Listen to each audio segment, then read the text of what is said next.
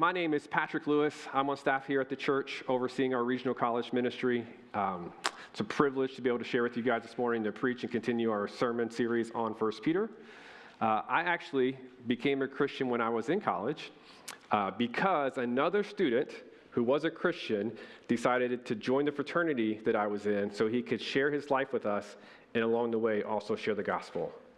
Now, after he started joining, we were not very nice to him. But a couple of us did become Christians. I was one of them. About a year later, when I'd been a pretty young Christian still, been a Christian for about a year, I started thinking, God, what is my role here? I'm still in this house and around these guys. Lord, will you use me in people's lives? I should start praying that more of the guys around me would come to know Christ and see him. And I could tell most of them had no interest in him. And so as I was praying, I was thinking, I can't spend equal time with everybody, so maybe I could give a concerted effort towards a few, maybe like 8 or 10. So I remember taking out our list, a chapter list of all the names of like 90 guys and thinking, who are the ones I could spend more time with to try to help them understand the love of Christ. And so as I go down, one name's like, yeah, of course, we're already talking about this. Another name, hey, he and I are pretty close. It'd be good to spend more time with him. Another one, oh, that guy used to go to church. Maybe if I talked to him, I could help him understand why he should keep doing that. But as I went through the list, there were 2 names that when I saw them, there was like almost a guttural response of, no way, not that person. And it's not because they were like the least likely convert. There were plenty of those. It was because I just didn't like these guys. They knew about my life, and they didn't like me, and they chose to try and make my life harder. So I didn't like them. But as I ended my list, and I had that response to 2 of them, I remember being convicted and wondering, is that okay? Is it okay to say, no way, I won't pursue those guys and care for them? And as a young Christian, I felt like the need for me in that moment was to not, what would be my tendency, oppose them, speak badly about them back to other people, maybe just avoid them, maybe just put up with them, maybe pray for deliverance from them. Instead, I thought the right thing to do was to pursue them with blessing, to pursue these people that didn't like me and didn't want good for me, pursue them with blessing. I share that because I think this is a real life scenario that would connect more and more than you realize with everyone's life, with people around you, as we dig deeper into this passage of 1 Peter. So as we look at this passage, we're going to see the unexpected blessing of blessing. The unexpected blessing of blessing. There's plenty of unexpected blessing going on here. So first we're going to find this. There's an unexpected blessing of others because of the result of the blessing I have received. An unexpected blessing of others, not repaying evil, but blessing of others because of the blessing I've received. So in this series that we've been doing through 1 Peter, there was a section that started around chapter 2, verse 11 and 13. For Peter called the people, abstain from sinful desires, flee from the sin. And then he told them, conduct yourselves in an honorable way among outsiders, among others. And then, since then, about verse 12 and 13, he's gone through specific scenarios of what this would look like for you, mentioning emperors and governors and masters and husbands and wives. So pursue, flee sin, live honorably. Here's some specific context of that stuff that plays itself out. Pastor Patrick and Pastor Chris have kind of walked us through some of those the last 2 weeks, so we've been seeing the specifics. But here, after he said all that to the specific scenarios, now Peter says, finally, in summary, all of you have unity of mind. So even if you're not under a ruler or king or master, or if you don't have a wife or you don't have a husband, he's saying all the instruction I've been giving those specific scenarios, really that should be the mindset of everyone in every situation. So there's no past, like, oh, the sermons last week were for so-and-so, or that's part of the passage was for so-and-so. Peter's saying, yes, I gave the specific scenarios to individuals, and we should all have the same mind in us with whatever situation we're having. So now it's become for all of us. And then Peter goes on, he knows the thoughts that we may be thinking or the questions we're asking. When we hear some of the things that have already been taught about submitting or trusting yourself or honoring, it's easy for us to think, what if I do that? What if I go through with this and I'm not treated in a way that I want to be treated? What if I honor this person or respect these people or bless, and it doesn't turn out the way that I think it should turn out for me? I don't know if I can do that. I don't know if I can put myself in that position because I don't know how it's going to go. I don't know if I'm going to be treated fairly. Peter hears that. He foresees that thought. And he answers, you know what? You're right. It totally could happen. It totally could happen. What should you do? You should bless them. Even if that happens, you should bless them, which is an unexpected response, right? That's unexpected conduct. If this does happen, you should choose to bless. But why? He says you should do it because this is what we've been called to, right? He said, to this you have been called, but this is a reminder. He had already mentioned that in the beginning. In 1 Peter 2:21, he had already said, for to this you have been called, because Christ also suffered for you, leaving you an example so that you might follow in his steps. You've been called to this example. And if we're wondering what that example was, that was 1 Peter 2:21. In 22, he spelled it out. Jesus committed no sin, neither was deceit found in his mouth. Same words we're hearing again today. When he was reviled, he did not revile in return.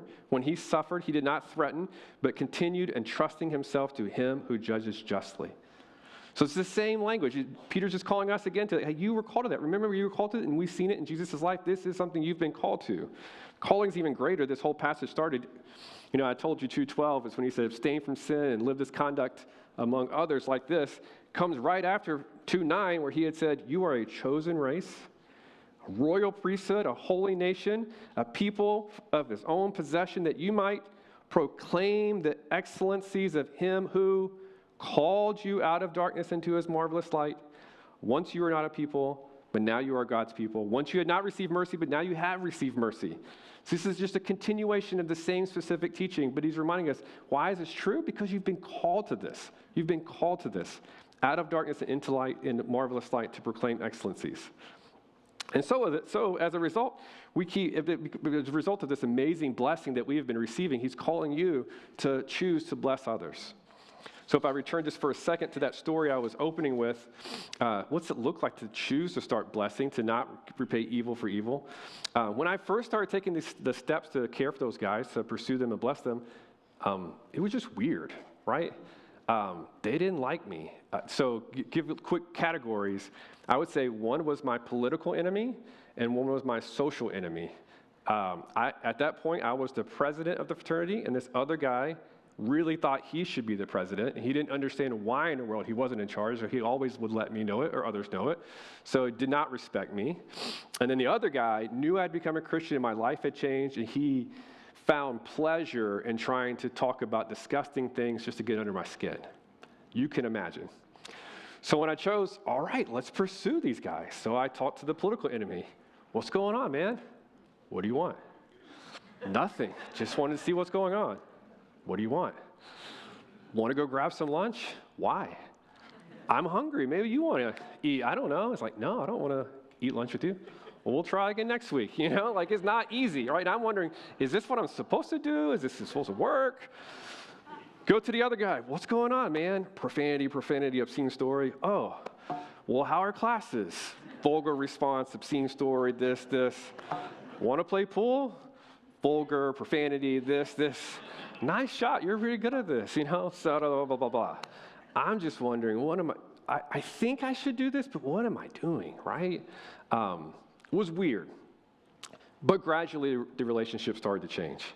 Understanding, though, when we were called to that, not just as a choice, do I bless or revile? Do I give evil for evil?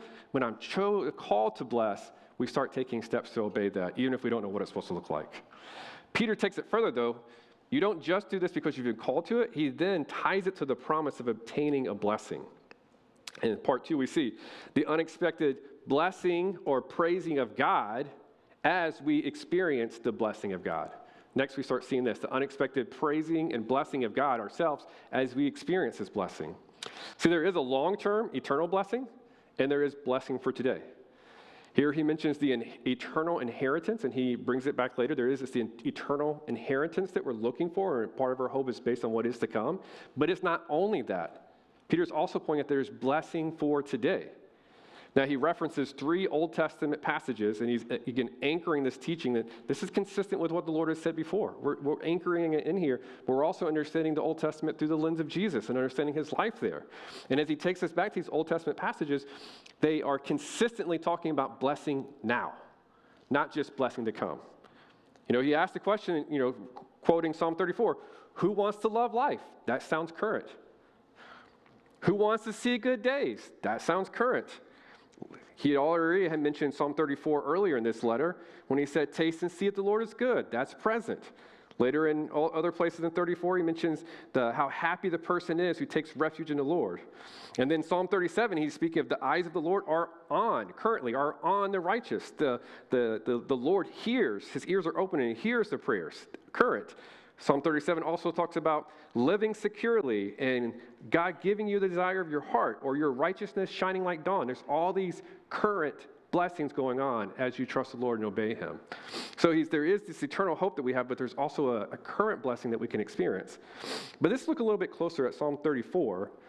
If you were to turn in your Bible, it would be easy to find. On the very top, it tells you, it's a Psalm of David, and it was written by David right after he had pretended to be crazy to save his life. And if you look further and think about this, David had been anointed to become king. And yet, at this point, he was living as an exile, living in a cave, hiding for his life, running from an unjust ruler who was seeking to end his life. An unjust ruler, Saul, whom he had chosen to honor and bless and submit to, even though now that unjust ruler was trying to take his life. And he wasn't just throwing threats at him and insults. He was literally trying to kill him. And David, was a warrior. He knows what to do with adversaries. He's fought many battles with adversaries. But with this adversary, he would not fight back because the Lord had said, I'm not going to go against the Lord's will. David even had, we know, two specific examples, opportunities where he could have taken Saul's life. And he was encouraged to do so. But he would not do that. He was entrusting his life into the hands of his Lord. Even when that happened, Saul points out this in 1 Samuel 24. It's one of the stories when David had a chance to take Saul's life. And Saul says, is this your voice, my son David? He said to David, you are more righteous than I, for you have repaid me good, whereas I have repaid you evil. So may the Lord reward you with good for what you have done to me this day. He's actually uttering the words back that find themselves in David's psalm, right? So here we got David hiding in a cave, hiding for his life, supposed to be king in a cave, in exile from an unjust ruler. He's literally in the position that the readers of Peter's letter might fear. What if? What if I do trust? What if I do submit? What if I do honor? What if I do bless instead of repay evil? What if I end up like this? And Peter's showing us an example. David was right there. And as David was right there, he's talking about the blessings that he's experiencing from the Lord in that moment, in that experience. And you should look, the beginning of Psalm 34, how does David begin his psalm that's from the cave? He begins it with this: I will bless the Lord at all times. His praise shall continually be in my mouth. That's unexpected. You would not expect the anointed king hiding in a cave, wondering if I bless and I'm still here. You would not expect him to say, I bless the Lord, and his praise is always on my lips. But he was experiencing the reality of God's hand was on him. His ears were open to hear his prayer. His eyes, he still saw him there. The Lord had not abandoned him. And similarly, in 1 Peter, Peter opened it by first saying to those chosen and living as exiles. And then in verse 3, Peter called you, bless God, the God and Father of our Lord Jesus Christ. So again, there's this anchoring here of we see the story of David in the situation that you might fear ending up in. David begins it by saying, I will bless the Lord all my days. And Peter has started his letter telling you, hey, you guys are exiles like David. Bless the Lord all your days. In your experience, bless and praise. Unexpected. If and when you are experiencing the unexpected blessing of God's presence and his grace in your life, even in difficult times, you might find yourself praising him even in it. And you would think that you'd find yourself complaining and downcast, but there are times in those moments when you know his presence and know his eyes are on you that you still find yourself praising and blessing him. Which moves us to the last one. There's an unexpected blessing received as a result of blessing others. So we've seen the unexpected blessing of others because we've received. There's the unexpected blessing of God as we're experiencing his blessing. And then the passage closes with the unexpected blessing that we received as we bless others. So Peter does end it with, even if you should suffer for righteousness' sake. Even if you should. There's a couple of verbs in this last paragraph that are chosen that don't anticipate that this will be the common occurrence for your life. You are not usually repaid evil for good, and you know that. No one here got a ticket because they were driving the speed limit on the way to church. The government never comes after you for paying your taxes on time. Every day, you guys are doing good and not receiving evil. But it could happen sometimes. Peter knows sometimes it could happen. So even if it should, or when it will, he wants us to be prepared. But also remembering that's not the common thing of life. Most good actually brings back good. But what if it doesn't? What if there is these moments? Well, one, he's telling us this. Righteous living does bring us good, for sure. But we don't pursue righteous living only in pursuit to gain some good things right now. We pursue it because we've been called to it, as was mentioned earlier.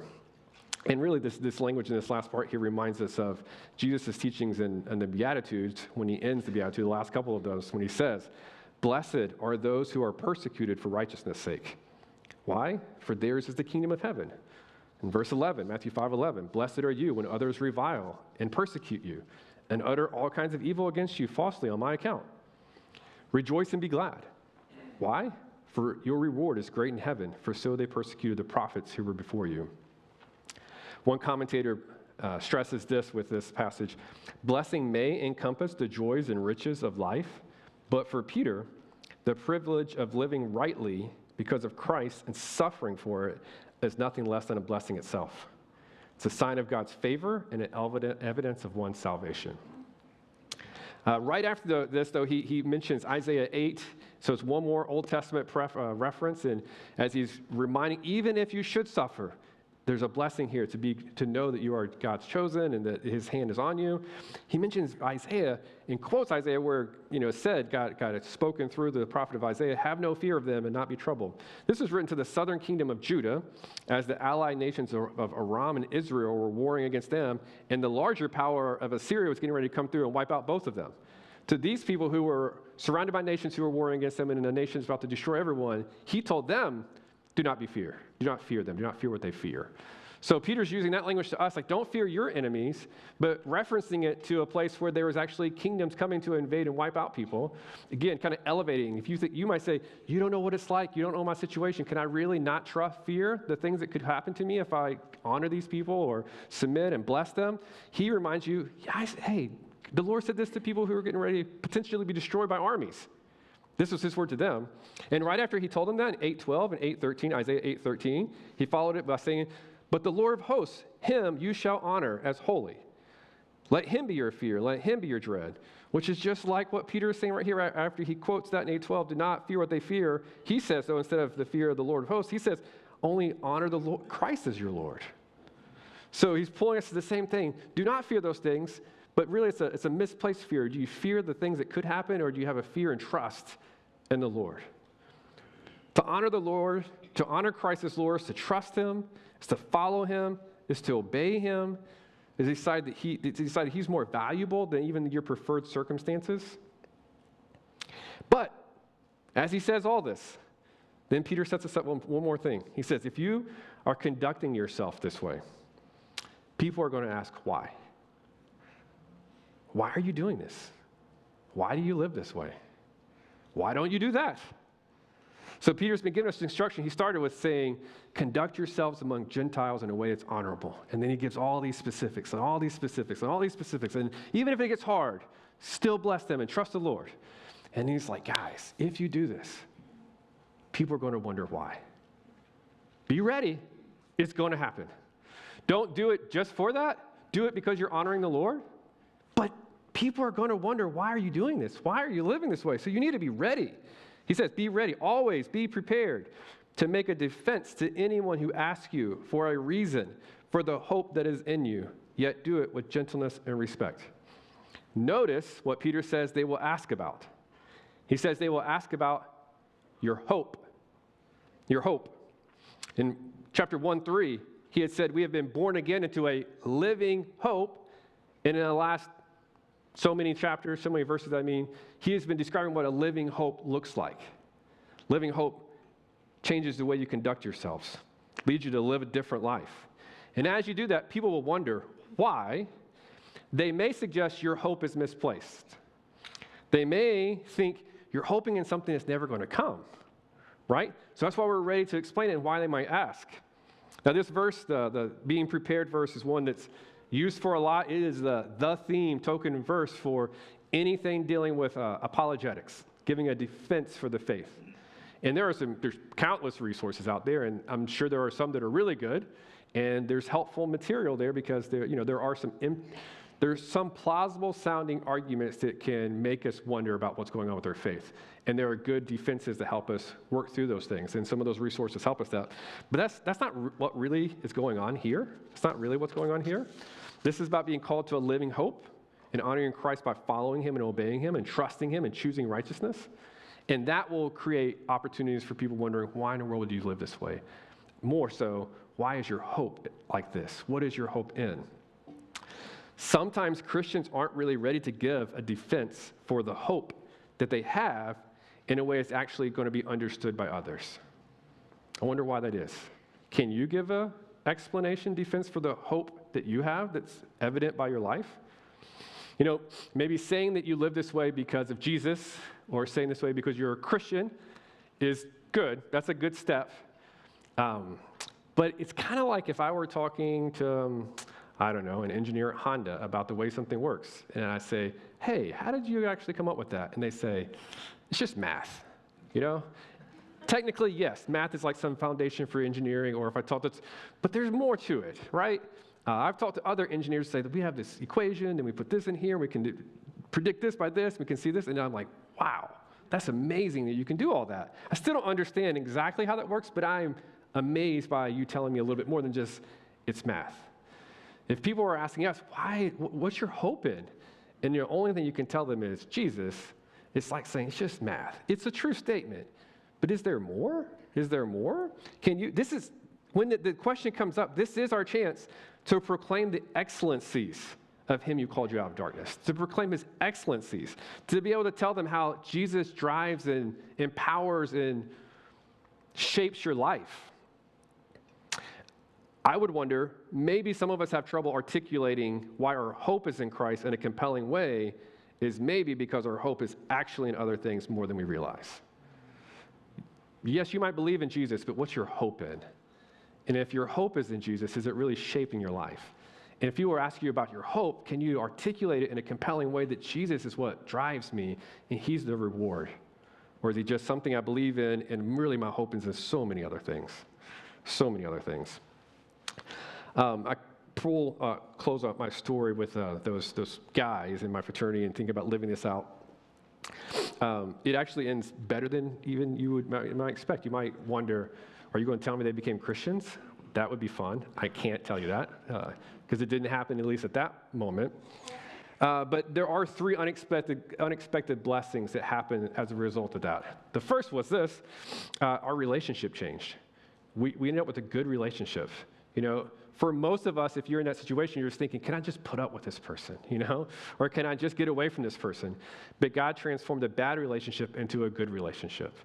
Later on that semester, both of them had bad breakups with their girlfriend, and guess who they both came to? Me. Crying. They came to me crying. So our relationship went from adversaries to I'm open and vulnerable enough with this person because I know this person cares for me. Crazy. And I would say I did not anticipate that. I wasn't looking for that, but that's a blessing. Instead of a relationship being toxic, a relationship became good because of a choice to obey and love those who I don't want to love. Number 2, it started with me praying, God, use me in other people's lives. God, help people around me see you. Help them take steps to draw closer to you. A laid down life and a sacrificed life to love and serve someone was giving a more powerful explanation of the gospel than any words I might have been able to share. We had plenty of conversations about Jesus after we became friends, but those conversations became as love and service led to a relationship. I was praying for one thing, not realizing how it would get there. But third, really the best blessing, this one act of obedience changed me. For the last 25 years, since then, I have viewed people differently. Who knows how many would-be adversaries in my life have been melted because of a practice that I learned as a 1-year-old Christian? Who knows how many encounters that were beginning to get tension and hostile have been diffused because of something I learned earlier. And so when we think, is there really blessing and obedience? Absolutely. Absolutely. And who knows how much blessing you're experiencing right now because you're already practicing this. And you could say, you could be blind to the blessing that God's given you if this has already been something for you. You could also be cynical and unaware of all the blessing that you could be receiving if you would just choose to bless instead of bring evil. And the very next verse that I don't get to preach on because it's for next week is 18. It says, for Christ also suffered for sins once for all, the righteous for the unrighteous, that he might bring you to God. None of this is possible if that doesn't happen. Jesus wasn't just an example. Jesus is actually the one that brought us to God. He had to die a death, a real physical death on a cross for sins to be able to bring us to God in the first place. But after he has done that, if those of us who have trusted in him, found our hope in him, then he calls us to follow him in obedience and faith, knowing that he's with us to continue to bring blessing in our lives. So the unexpected blessing of blessing, God calls us to bless people in unexpected places because we've been blessed.